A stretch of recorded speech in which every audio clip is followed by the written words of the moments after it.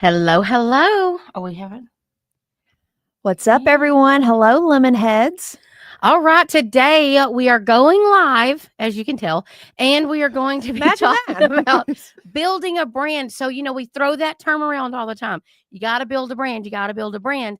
I just don't know that people really know what the heck we actually What does that mean? I bought a logo. Yes. I bought something and now I have a good logo. That's immediately what people think. And truth be told, if I could just hurt some feelings today, most of you do not have a good logo. We're jumping right into it. Yes. Yeah.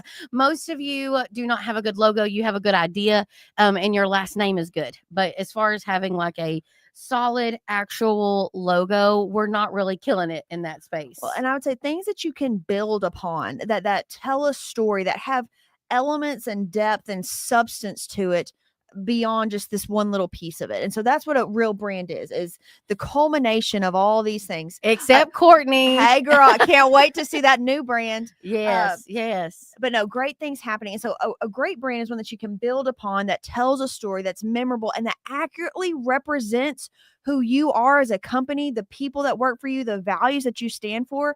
If we want to hurt feelings right now, Oh, okay. I don't know why people are looking to buy brands off a shelf. Oh, I mean, a good brand should tell your story. And when you're buying it off the rack, I don't know whose story that is. It was developed with no intentionality other than just being a pretty design. And like, let me tell you, that's just a pretty design. It's not a brand. So that's on my heart right now. I'm like, I don't know whose toes need to be stepped on, but let's talk about a little bit about how they can build a brand, how we could help them and visualize this and bring something that's full circle. yeah. So they can build something that lasts the test of time. Yes. So before we get started real deep, we are giving away some cups, some lemon seed cups today. All you have to do is go. This one is super cute. It is. It's white and has a yellow print, but it's like glass, not showing up with as like well. a rubber print, and then like a bamboo top and straw. So if you like this one, comment white cup. And if you want the yellow one, comment yellow cup. But direct message the lemon seed pages. Let us know, hey, what cup you want and which one you want. And we're going to be randomly picking 5 people to send the cups to. So Lapita will be sending those out early next week. So you would have it next week. So I'd love for you to go into our direct messages and leave that. But let's talk a little bit. So we actually have all this crap on our Chris Flanagan said both cups. I think he can have a cup. You already have both the cups, Chris Flanagan. Okay. Like, we have numerous of the lemon seed cups. So I love what Emily says about more levels to just your brand other than your logo. So listen, lemon seed was 1000% an Emily idea. I'm fairly easy to please, especially when things come from Emily. I'm like, sure, because odds are it's going to be fantastic. So when lemon seed came out, I was like, sure. Yellow's not my favorite color, like to wear, but I was like, the concept was so good and I loved everything else about it. So well, and we founded our name because it truly represented our core values. So people ask us that a lot all the time. How did you come up with the name Lemon Seed? And I was like, well, I knew the personalities that Crystal and I had were going to be bright and fresh.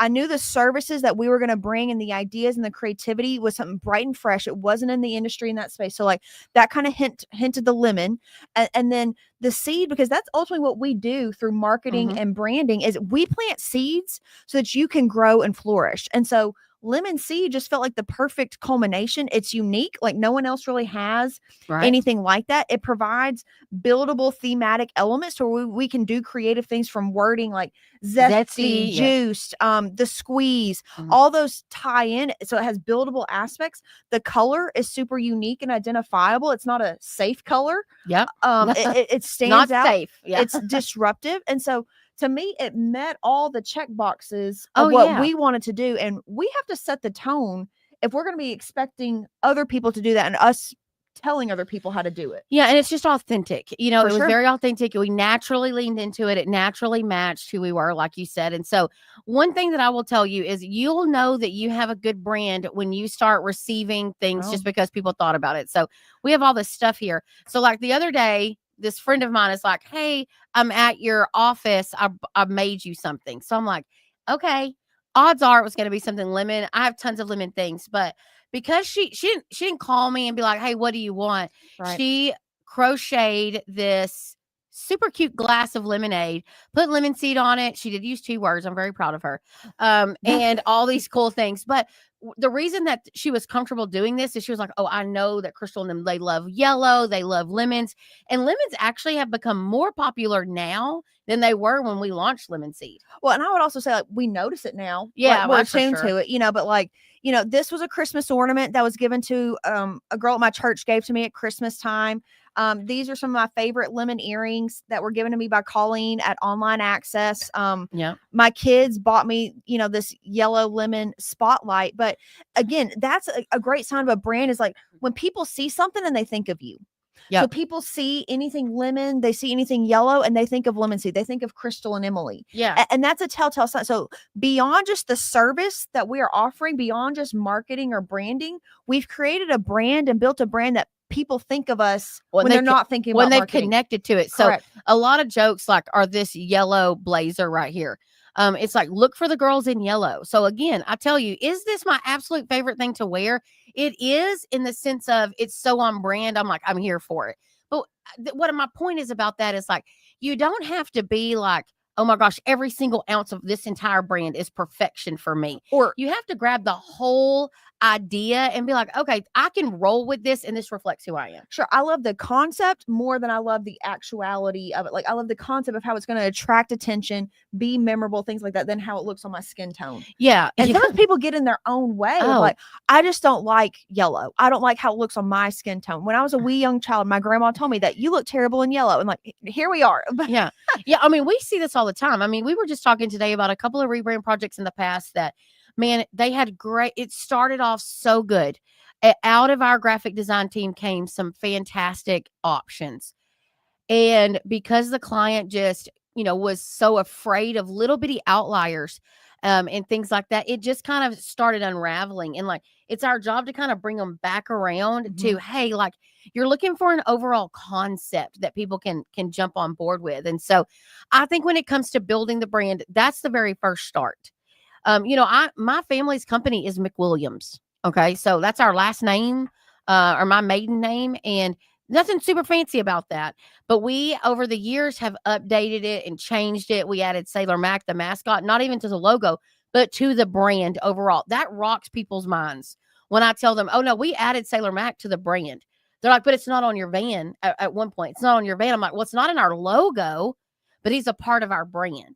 And people like, it's like you see light bulbs. There's go more off. building blocks to it. And that's where I hope people can help to understand, like, a brand is more than just the logo. It is a good foundation piece of it, but you got to have these other building blocks. Oh yeah. And you need to just lean into these things and you start deploying them in different ways. And so for home service contractors, now we're B2B, right? So Emily and I work from our business to other people's business, right? But there's still a lot of relationships that have to be built and a lot of engagement that has to take place.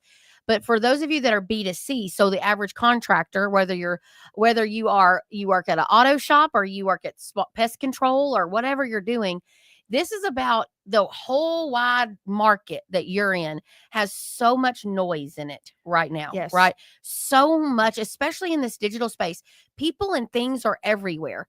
And so you have to figure out how to stand out in a crowded market. I got on a sales call the other day and the guy was like, oh, now listen, this is wild. Hey, I met you at Pantheon. So I was like, okay, first of all, I know that Emily and I look like basically twins. Okay. People do get us confused. Okay. And then I'm like, absolutely not. I'm this tall, this wide. And then there's Emily and the dark hair. And then there's Lupita, which I'm certainly not. And Andre is the other end of the spectrum. So I was not at Pantheon. But let me tell you what they had connected. What do y'all think they had connected? Southern accents. Well, Southern accents. But he was like, oh no, y'all's booth just popped out of the room. We hear that everywhere. And that's mainly because in a sea of black and blue and safe colors of vendors, we are flipping yellow and we lean into it really hard. So you have to think about it that way for your contracting business in the market. Like, if every other heating and air conditioning company has a snowflake or a thermometer or a fire, and they're red and blue. Yes, and they're red and blue, or you're a pest control company with a black spider, or you're a roofing company with, guess what's probably in your logo? A roof, right? Then you blend in, you don't stand out. So really leaning into the uniqueness. And again, it's all building a logo around a service. And again, when you're looking to build a brand, it's around you, the company, to where you can add on any vertical, any service, and it's not just around heating and air conditioning, or that's the only thing that they associate that with. You want them to get to know you, the people the brand, the culture that you have. And once you earn their trust, because that's what earns their trust more than the actual service itself, you can grow that and build that into anything. Yeah, And yeah. we've seen numerous, like Above and Beyond won awards last week at Pantheon. They had a foundational brand, a great brand that was disruptive, that stood out. They started with HVAC, and they've since added on plumbing, remodeling. They just launched fencing, and they won an award for fencing because it has the most explosive growth in the first year. Because they built a solid brand, they can go and do anything with it. Yeah, I mean, we even talk about that here. Like, hey, if your goal in business is to get more people to choose you for a home service, Lemon Seed can help you, because there is no secret sauce that goes deeper than home service in general, right? So again, I think that you just need to identify what makes you unique and lean into that. So, we have several clients right now that are getting new brands. Not all of them have a mascot. Some of them have, unique colors and identifiers. What I really like about Lemon Seed, I'm going to lean back to this a little bit, is it's kind of a mixture, right? So we have actual tangible lemons, but we also have the color yellow, and yellow alone allows us to stand out. Now, we could have overthought this to the point where, like, well, yellow or green, or should we be black with yellow? Again, I trusted the experts in this space, right? Which is aesthetically, what were all the cool things that we were going to be able to lean into. And so I just encourage you as a contractor right now, like, I would be identifying, okay, this is my brand as a whole. What are some unique pieces? Emily mentioned this, that you could start identifying. So Sailor Mac, why not do a whole campaign around sail away with comfort and all, America. So it's America's birthday, and we have a Navy back, story to who our brand is. You just have to start thinking outside of the literal logo. Yeah. You just stuck in that. Before we keep going, don't forget, if you want to win one of our cups today, we're giving away 5 of our cups. We have the white one and we have the yellow one. Just private message the Lemon Seed Facebook page or LinkedIn page or whatever, however you want to do it. Just don't do it in the chat, because you got to send me your address. Lapita's going to choose 5 of those at random and send those out on Monday or Tuesday of next week. So, and we also would love to know what business you're in. If you're watching, we love to use examples of certain business brands. So we'd love to know where you are. But, especially heating and air conditioning companies, I would be doing things in the market that were indicative of the services that I provide. So if I'm a heating and air conditioning company, I'm always keeping you cool. So I'm going to keep you cool at 5Ks, at rodeos, at festivals, at fair. I'm keeping you cool everywhere that I can. How can I provide comfort? I'm going to be the comfort food station, the sponsor of the Hush Puppy competition or the chili cook-off. Yeah, and we did the Junior Achievement did a stock market challenge. Right. So at that stock market challenge, we were the hot tips person. Right. So, you need to think a little bit that way and looking for opportunities to stand out with things that are indicative of your brand. So, what I don't love is I'm not a big, like, put your logo on a banner kind of girl. Amongst 100 other logos. Yes. And that's not super helpful. But I will tell you, if your logo looks good, it'll stand out. It'll stand out at least. But also, like, which this is Red Speed Shop on here that said this, like, my brand increased in labor more.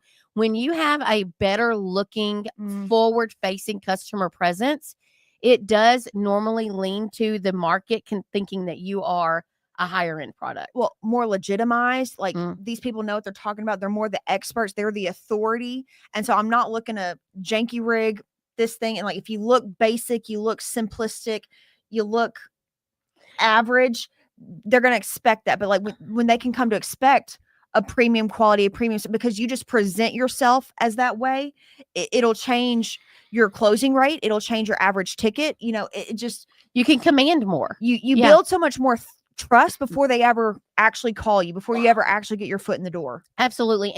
And listen, I watched somebody the other day, someone posted in one of the social media groups and said, oh my gosh, we sponsored our local university.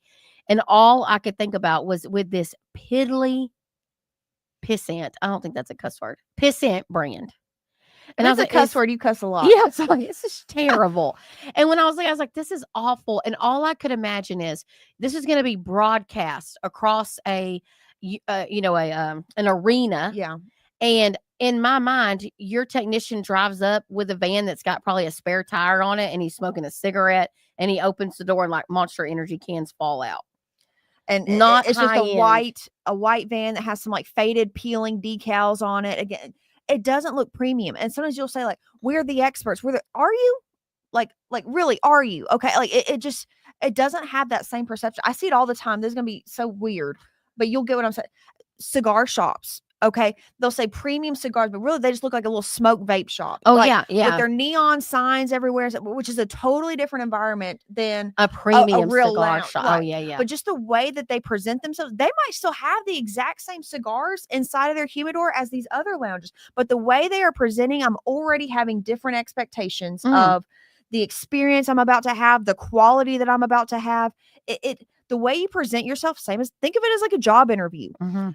Are you wearing your most basic? You're not doing anything special. No, when you go to a job interview to show up for this, you're going to fix your hair. You're going to present yourself as best as humanly possible. We need to be doing that forward facing with our brand, with the presentation that we are putting out And listen, through our that wrap, through our billboards. absolutely, and this leans even into personal branding. So owners hate this when I say what I'm about to say. But, if you show up to a sales call and you've got on like some dad shorts and you're like Your fishing flip-flops. shirt, yeah, and flip flops, okay, I'm going to expect that you are stopping by on your way to like go fishing. You got your sunglasses pinned on the back of your Yeah. collar. Like, So that is not dressing. Number one, you're showing your team what your expectations are. Mm. So you're dressed sloppy and laid back. How are you ever going to teach your team, hey, there's a difference in being casual but being put together correct. and looking a hot mess like you rolled out of something, right? Mhm. So that's important. Is your personal brand also reflects. So, you've got this really nice premium looking brand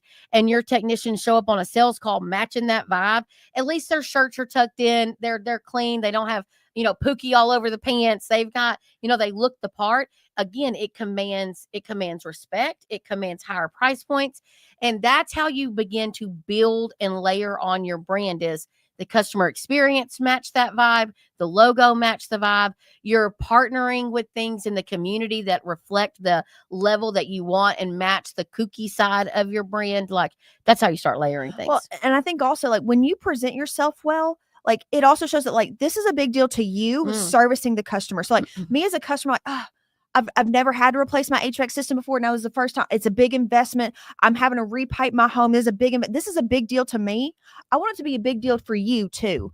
And I see LCS talking about vehicle wraps, 3 phone numbers and an email slapped on. That's where I'll fall off. Like, please quit junking it up. Licensed and insured, bonded. I love this client, and they'll know if they're on here. They'll know I'm talking about them, and I love them. But when we first got them, all they want, like, well, where's my phone number on my billboard? And I'm like, okay, so we can put a phone number, but when is the last time you were going to 80 miles an hour around this area and decided slam on the brakes and pull over so that you can put a phone number in?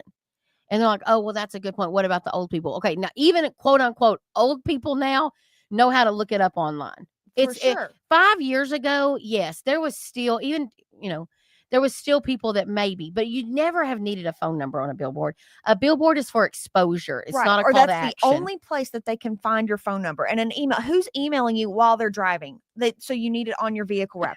Again, we don't want to add so much clutter that it distracts from our name, from our brand that we're just trying to build name recognizability, brand recognizability.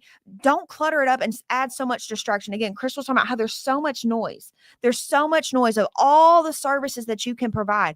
Hey, it says heating and air conditioning. I'm going to assume that you do all the things associated. You don't have to list out duct cleaning, furnace, installation, service, sales, y'all residential, commercial. Like, y'all love to confuse a consumer. Well, what about electronic air filtration? And the homeowner's like, sir, I assume you do all of those things. Yes. Right. Yeah. And again, it's just that's not the place to put all that messaging. There's other places to put the messaging. Correct. So, when you're using your advertising tactics to further build your brand, okay? This example that I use, and I use it all the time. If you listen to me a lot, you're going to be sick of it, but I use a cake analogy all the time. So a cake is a final deliverable, right? It's what you're going to consume. But really, what makes that cake as good as it looks and tastes is all of the behind the scenes work, right? So it's making sure that all the ingredients are good quality ingredients, that they're at the right amounts, and that they are combined at the right times, and that all together they make a delicious cake. So when you are looking at what is my final deliverable that people in my market are going to see, it is going to be a culmination of all of these pieces. And so it's not this like, well, I just want one thing and I'm just going to press a button and it's going to go. Okay, so that's not a thing, right? There are ways, there are marathon tactics and there are sprint tactics, right? But the majority of things, and I hate to be the bearer of bad news here, but the majority of marketing is over time, it marinates and gets better and better and better. It is very rare that something immediately works, especially for those of us that are in home service, because we do not know when they're going to need us. So we have to work for literal years, staying relevant in their life, that we keep them attached to us. It is a whole mind shift that you have to take. So what I like to focus on at Lemon Seed are these different ingredients to your cake. And so one of those ingredients needs to be community involvement. We talk about it and people are like, well, I have no money. What can I do? And I'm like, well, you may not have money, but what about your own time? Correct. So can you take your time? And now you need to start shaking hands, kissing babies, and petting dogs. The other thing I say all the time, it's not a secret. You need to be out and about introducing yourself. Those of you that have more cash flow, you can do less of that a little bit because you can buy more of it, right? Or pay someone else to go be the boots on the ground. Absolutely. And then another thing that most of y'all are missing is because you're too lazy to do it is organic social media. So just being relevant. Also, listen, do y'all think me and Emily want to jump on all these things all the time? No. You know what we have to do? We have to put out content so that when people, we're trying to show that we know what we're talking about. We're trying to show y'all that we've lived your life. Same thing you need to be doing for your own market is why should anyone trust and remember you? And y'all are, so that's an important piece is content, overall content. As much as the world is tired of it or maybe overwhelmed with it, we need to be putting out more content. So if you do not have an intentional strategy behind social media going out that is raw and authentic, not overly produced or overly salesy or a graphic like that you done like screenshotted a meme, like we need some strategy to it. You're missing a boat. The other thing that comes apart, another ingredient to your branding cake needs to be a mass media strategy. Now, some of y'all be like, I don't have money for mass media. You don't. I can't measure it, Yeah. Oh, well, don't another y'all topic. listen. A whole nother thing about measuring it. So let's talk about mass media for a minute. So, when you take a full budget for building your brand, for building your company, for growing your company, whatever you want to say, your advertising budget, I'm going to tell y'all that at least 50% of it needs to be for digital. I will tell you that. I don't try to hide it. You need to have a good website with an SEO strategy. And I'll be honest with you, an AIO at least strategy, meaning you've got traditional search through Google and Bing. And now you've got searches that are through AI. So AI people that optimization. hey, ChatGPT, who's the best one in my market, right? You need to have your eyeballs on those things. Google business profile. Yes. Map pack. Yes. Google local service ads. Yes. Okay. All of that, you need it. So 50% of your budget should at least go to that. Now, I'm going to tell you, some of you that are smaller, it probably needs to lean more towards 75% of your budget needs to go to that because you're going to have to boots on the ground the other portion. But those of you that probably have a little bit of a larger budget, I would definitely say that so you're going to have 50%. There's this other 50% sitting over there. I think that 40% of that 50% needs to go to mass media. Now, some of y'all, that's only going to be, $1,000 a month or something. Okay. But listen, mass media is how you are just going to expose people to your brand. So brand I can awareness. Be convinced. Top of mind, yeah. Of other, so it doesn't have to be the traditional things of radio, television, cinema, billboards. Like I could keep naming bus wraps, signage or at bus stops, yard sign plans, all of those things, door knock. I mean, all of those things OTT, are just, yes. All of that is mass media. Okay. But depending on your budget, you need to start looking at what has the most impact for you. But honestly, I like to own one tactic than I would spreading my budget so thin. That's what I was going to say is sometimes it can be like, oh, I've got to do all the things. Yeah. Crystal and Emily said, do mass media. So let me do all those 6 different things that they just named out. In reality, we'd rather you start by owning one tactic. Like I want to own radio or I want to own billboards. So instead of buying one billboard over here and I'm going to buy a few radio spots over here and I'm going to run a few Let's piss in, if you consolidate will, that mess. YouTube ads. Okay, like let's own billboards. We're gonna, if you drive anywhere around in this town, you are going to see me. You know, Yes. so Yes. I'm gonna blanket that. I'm gonna own that before I add on anything else. Okay, the concentration of your brand and of your mass media strategy is a lot than when it's diluted and spread out. Well, not only diluted in tactic, diluted in market. And So spend, yeah, if you're like, okay, I got $1,000, let me put a billboard here and 40 miles away. correct. Like y'all, most of y'all are not 5 Mile famous. You got to own your own backyard first. Now listen, our backyard here in East Texas is more than 5 miles. There's 2 cows and a house and a fence. Okay. But some of you are in metro spaces where 5 miles could get you a $2 million business. Correct. Okay. So the whole point is, do you really own your main backyard? Those of you that are on Service Titan, go look at your heat map, right?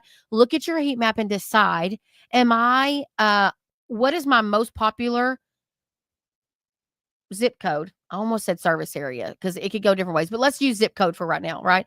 What is the most inundated that one is? And then how do I make sure that I really own that? Because odds are, this sounds crazy, and Emily tells me this all the time. When I start looking at other industries, like, oh, I want to focus hard on pest control. She's like, we don't even we don't have business with it. We have so many more HVAC contractors. And I'm like, that's true. So you might have a good presence in that market, but most of you do not own that market. Sometimes I think you just get bored. Like, Well, yeah. I've been doing this for a little bit, like, Me. so I'm ready to go do on to something else. When we're out, sometimes there is strategy and like sitting still a little bit and like Yeah. letting things marinate and give them time to work. Then like, okay, pull it off again, or Yeah. on to the next thing. You never have time to see the full benefits and effects that something can have because you're already moved on. Yeah. You yourself. And I would love to see you do the other 10% is going to be in rehashing your existing database. So I see Riley's asking about Marketing Pro. So one of the other buckets, this 3-bucket framework that Lemon Seed uses, is a call to action bucket, a branding bucket, and a cultivation bucket. So, all of your marketing needs to fit in one of those buckets so that you have clear expectations about how it's going to perform. So the mass media side, let me finish that up. So get it very consistent and own one tactic before you try to own 10. And be diligent that they're branded messaging on those spaces. Don't overly sell and don't overly complicate. And have your expectations that on most of these things, you are not going to see a direct ROI to them. No, other than you can start hoping that more people search your name, your organic organically. search, yes. But I do not think it's a good idea to be like, let me do everything. And listen, if you're like me, you got big eyes, like, oh, this looks good. This looks good. This is cool. And you have to figure out how to do it. The other thing I would encourage you to do is build in like a 5 or 10% buffer where you can try new things. Sure, you can kind of push and pull. So, something cool comes out and you're like, I want to try this. This is a cool idea. You don't have to pull from your existing tried and true budget. You've got some play money. Yes. I love play money because I'm like, I want to try. Listen, do you know how many things Emily and I have tried and we've been like, okay, we gave that a good effort. It did not work. But we would be remiss if we didn't try things sometimes. And we try very intentionally. Like, I'll tell you, we tried an email blast campaign and we were like, okay, before we did it, both of us were like, we're going to commit to 3 drops. Well, and we hadn't budgeted for it specifically. No, we had to go we find saw an it. opportunity. Yeah. And so we were like, okay, we're going to carve it out. And we're going to do 3. Yes. And then after the 3rd one, we were like, yep, what we thought after number 1. So did it sting a little bit? Of course. But we knew that when we said no more, it was because we trusted the process. We knew our creative was good. We knew our messaging was good. There was a tactic problem. And we asked the vendor, like, what is your recommendation of how, like, we trusted them, what they said. And so I felt like we did give it our best effort to full capacity. Yes. So Courtney's like, where do I get play money Monopoly game? Crystal thinks it's all play money, right? Well, the problem that I have is like people want to try these new tactics, but not build any budget to it. So if you are that style of person, you need to budget in your budget. And not where you have to take away from something that is working so that you can go experiment with this other stuff. Yeah. So like if you only have $100,000 for marketing, number one, you're one of those 75% needs to be in digital people. Okay. And then that other 25%, I'm going to tell you that if it were me, 20% would be in some sort of mass media. And that left me with the other 5%. I'm going to tell you, I'd be like, you know what I've got? I may only have a couple $1,000s for this whole entire year, but I want to see something that I might could try. When something comes along that fits with my strategy and my brand, I know that I have a couple $1,000s. Is it a ton? No, but it would let me do a direct mail little blitz. It would let me do some Facebook ads around something specific. So I would budget those in. Now, if you're not that style and you like very like I've set my plan, I'm not varying from the plan, then don't budget in play money. But if you're a little bit more like adventurous, then I would budget that in. But the other side is where we're going with the marketing pro and the rehash and the remarketing to your existing database side is the other portion that you can't forget about. You need software, you need a tech stack of some sort or a partner stack to go along with how you're going to do outreach. For sure. So we talked about that mass media branding, the call to action. And so the other piece is how do we cultivate that existing customer database? So utilizing Marketing Pro. So Riley, yes, you guys have bought it, you've invested in it, but you're like, what do I do with it? It can be a little bit intimidating. So first thing we want to do is like, one, how can we just stay top of mind to our existing customers so that we stay their guy? How can they continue to refer us when they need smaller little things? Even if we did a full system replacement a year or two ago, how can we still service them in other ways? So we like to say that you need to have at least a newsletter going out once a month. Okay. Again, staying top of mind. Include fun things that are like relationship building. Again, that's not overly salesy, but that is relationship building. So show off your employee of the month. Show their picture, show their name, show where you were at this community support event. What nonprofit did you donate this big check to? Or your team showed up and was handing out the waters at the 5K run, things like that. Include the local or team favorite recipe from grandma's chili or the salsa or whatever it might be. Put some of those fun relationship building things in there, and then provide a home tip, fall prep, how to, clean out the gutter, or here's some tips in that. Clear away the around the condenser. Right. Correct. Or we can do this for you. Proven to help do this. We'll do it for you. Here's an offer. Put that at the very bottom. So I would start there utilizing Marketing Pro, but then you need to start building out other things. So how can we have multiple touch points from whether it's the email to the texting to a postcard, whatever that might be. But then also you got to think about who and when and how, like what kind of parameters. And that's where Marketing Pro really starts to get very special, is when you can build out these custom audiences, and if this, then that. If they have not scheduled with us in this, then they will get this. If they had replaced refrigerant with us last year, then they will get this offer from us. Right. We recommended a water heater flush and they never did it. We could offer that. We made a recommendation that we needed to run a new termite treatment on the home, and they didn't choose it this time. Maybe they'll choose it again. You can say, hey, we did this. And then Riley has a good question here. How do you implement SMS marketing when your current customers have to opt in? So Riley, what I would do if I was in this boat is I would make it almost appear mandatory. So, hey, we are now moving to text notifications on time to, it's time to change your filter. It's time to book your maintenance. It's time. And that way you let people know you're going to be texting those. They are opting into marketing messaging. And so if you build it around something that they actually think they need, again, like appointment reminders and time to change your filter. You could even do like some weather alert style things. I think that is how you get them to feel like, oh, this is a necessity.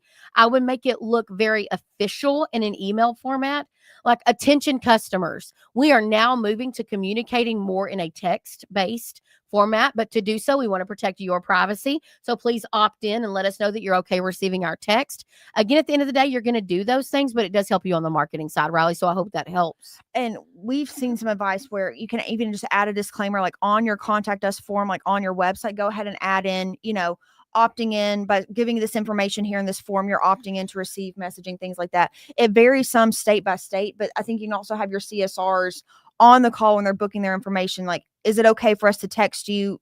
Get that buy in there as well too. Yeah. So it is definitely a hindrance sometimes, but for the most part, I would really like make a dedicated campaign to figuring out, so let me talk from a marketing, right? So from a marketing standpoint, Riley is an internal marketer for his company. So this would be a big project for me, is I would make sure that all of these boxes were checked in a sense of, I've made my CSR aware of how important the SMS is.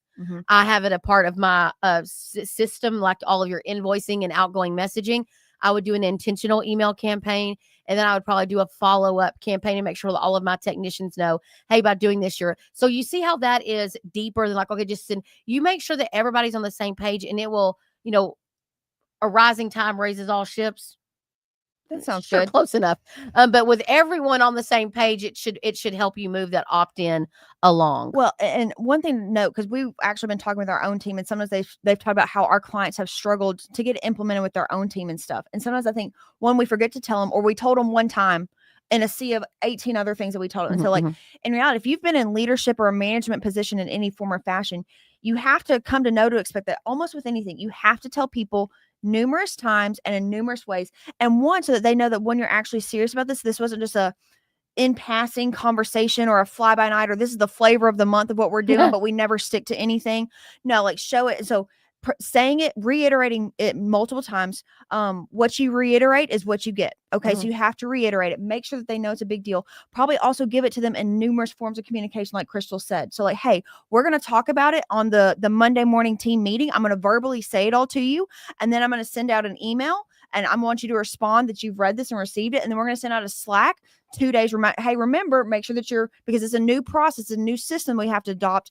Make sure that you're going to know this here. And then maybe you input it into your actual, like, we have Trainual where you take a little test where you check off, like, yes, I have received. So giving it to them in multiple different facets is the best way to where they know to take it seriously, that this is a process. And then also they just have to be reminded. Okay. Yeah. But that is with anything. So it's not like just in regards to your marketing or what the CSR script should be, things like that. It's in kind of everything. Yeah. Yeah. And it also makes your leadership a lot less frustrating when you already have those expectations. Like, okay, I've got to tell them 7 times before it actually sticks. Okay, I've already told them 3, only 4 more to go. Yeah. I've already told them 3 times. Why are they not getting it? Yeah. When you reset and have that expectation, I think you'll see a lot better success for yourself, but then also for them. Yeah, absolutely.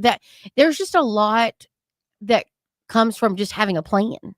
Sure. Okay, like, we again, we were talking about this morning, the importance of a strategy. So when it comes back to brand building, right? Building a true brand, the customer experience is a part of that brand. So, making sure that you have a plan to get everybody opt in so that you're following the rules. You have a plan around social media. You have a plan. Honestly, who your biggest advocates should be? Your own employees. Yeah. So, like, what is your strategy for your internal marketing as well? Which, I have a whole vibe around community marketers and like internal marketers and what their roles should be. But honestly, that's all a part of the brand, and it's all a part of being strategic. So as Emily and I wrap up, I'm gonna give you one more opportunity to get one of our cups today. So yellow cup, private message us. white cup. Now this white cup, it is so cute, but it's just hard to glass. see. It's glass. It's got a little bamboo top, and it's a got our little little rubber. logo. Yeah. Super cute. And then this is our fun little yellow tumbler. Yes, yellow tumbler. So again, private message the group. Tell us which one you want. You'll need an address. Lupita will need to send you, and we'll send those out. But as we wrap this up today, I thought I'm gonna give Emily a minute to think about it because I've been thinking about it. But like one piece of advice for someone that has a good brand, what is one maybe new thing they could consider? And while she's thinking about that, I would say for Spot On Pest Control, which is my sister's, that she runs it, and my husband does some of the marketing for it and all that jazz. One of the things that we have really been thinking through is we wanted to identify some nonprofits in our area and offer some free services for them because number one, we're all very much about giving back. So especially the nonprofits, like we've seen them we've seen them do really good things in our area, and so it's our way of giving back. And then honest to goodness, like marketer to marketer, we're hoping that they talk about it, right? You're hoping that they talk about it. We're going to talk about it in the sense of like, we love supporting X agency, this is why you should go support them, and this is what they do. So we promote it in a non-self-promoting way, but it is brand building in a sense of we want to get our name out there as someone that's philanthropic, right? Someone that's helpful, someone that cares about their market. And that's a part of our brand and who we are. It's also Suicide Prevention Month. And for those of you that don't know, like Spot On Pest Control, they have a mascot named Johnny. That's after my grandfather, who unfortunately, he committed suicide in October of 2014 and just felt like he couldn't go on. And my sister is really passionate about life after suicide. So, those are things that we're really trying to lean into as a brand so that we build ourselves up in the positive ways that we want to be considered. So what about you, Emily? Like, what is something, hey, I have a cool brand. What's a new thought, a new idea that I could do? So I love, and it's kind of piggybacking off of community support, but when you can build other, I'm going to say partnerships inside of your own community. So again, how does it reiterate your brand? So I'm thinking of like, we're going to partner with this local ice cream shop, the Downtown Scoop, to where with every new service call that we're going to do, we're going to deliver ice cream to them, or we're going to host it out in front of the Downtown Scoop for 3 hours. All ice cream is on us, just because we're always looking to keep you cool and keep you comfortable. Maybe it's with a local bake shop. For this is going to sound weird, but I heard it from another contractor. For every bad review that we get, we're actually going to try to win those customers back, and we're going to send them a pie from this local bake shop that we have. Hey, we're eating a piece of humble pie here. We're sorry that we missed the mark. What can we do to earn this back? It's I love that. That's cute. It's so unexpected, but like, it's also building that camaraderie and that partnership, a local community partnership that goes well with that company. I think people see that philanthropic thing of like, hey, they support local. Like, we're here in this community. This is where we live, eat, play, things like that. And so I think you can make some of those local partnerships, get a little bit creative with it. I mean, we were talking about, people commented on my dress earlier. I got this dress from a little local downtown boutique, and she was like, hey, we need to do another formal night at the cigar lounge. I'm like, we should totally do a formal night and do some kind of collaboration. Like, go get your formal wear at this thing. So look for those little collaborations, partnerships that you can make in your community. They're out there. If you'll just be a little bit creative, think how it ties into your brand, and not hold on to every $1. So you might need to go spend $500. Again, I'm not coming for people that don't have any cash. I get it. I understand. But what I'm saying is, with intentionality, you would get more out of that $500 free ice cream, shaking hands and kissing babies. Sure. And guess what that local ice cream shop's going to do? Shout you out. Oh my gosh, you know who you should work with? Yes. They are going to be one of your best referrals, especially if those of you that are in a very crowded market. Again, get hyper local to someone very much in your backyard. Do some cool stuff. Those of you that have the privilege of having a larger budget and a larger market, go partner with the Boys and Girls Club and take them all to a basketball NBA game. You want to talk about, that's going to get added media picked up. Yes. Yeah, we were so excited to do this. And again, it feels a little disingenuous sometimes, like, well, I'm doing this for marketing.